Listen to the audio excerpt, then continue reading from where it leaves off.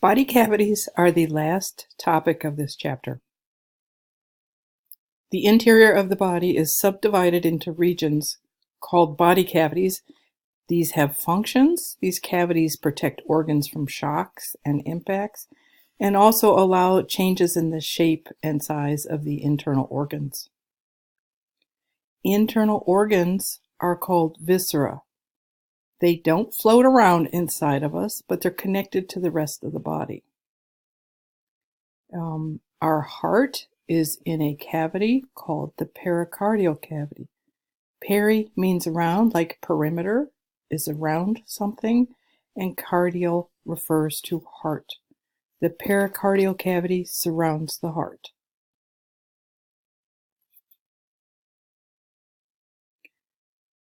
The relationship between the heart and the pericardial cavity resembles that of a fist pushing into a balloon.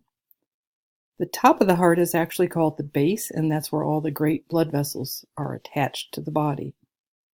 This pericardial cavity has two membranes, and those membranes are divided by small amounts of fluid to prevent friction. The ventral half of the body, the front half of the body, contains organs of respiration, our cardiovascular system, digestion, urination, and reproduction. This ventral body cavity is subdivided into an upper thoracic cavity and a lower abdominal pelvic cavity. So you can see, if we look at the thoracic cavity here, this is a transverse section through the thoracic cavity, and it goes right through each lung.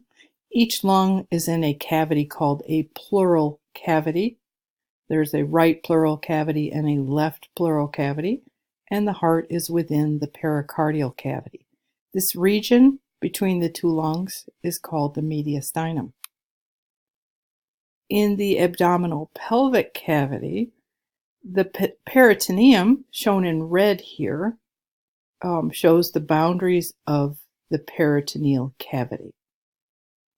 The abdominal cavity contains digestive glands and organs. Behind the peritoneal cavity is a region called the retroperitoneal area. Retro clothing is older clothing going back in time.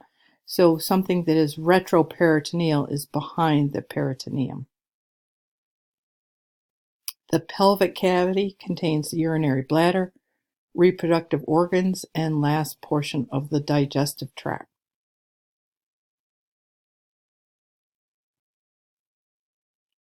These are the ventral body cavities, the thoracic cavity, separated from the abdominal cavity by the diaphragm.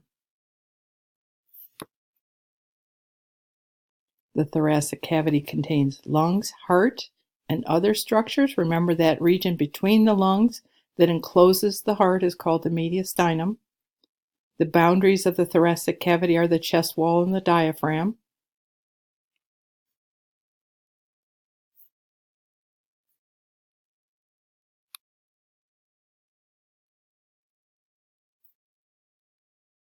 The borders of that abdominal pelvic cavity include the diaphragm, muscles of the abdominal wall, the trunk muscles, the inferior portion of the vertebral column, bones and muscles of the pelvis. So you can see it has quite a bit of support, even though not completely surrounded by bone. That abdominal pelvic cavity is subdivided into the abdominal cavity and the pelvic cavity. The peritoneal cavity is that cavity of the abdomen. Kidneys and pancreas are retroperitoneal, meaning they are behind the peritoneum.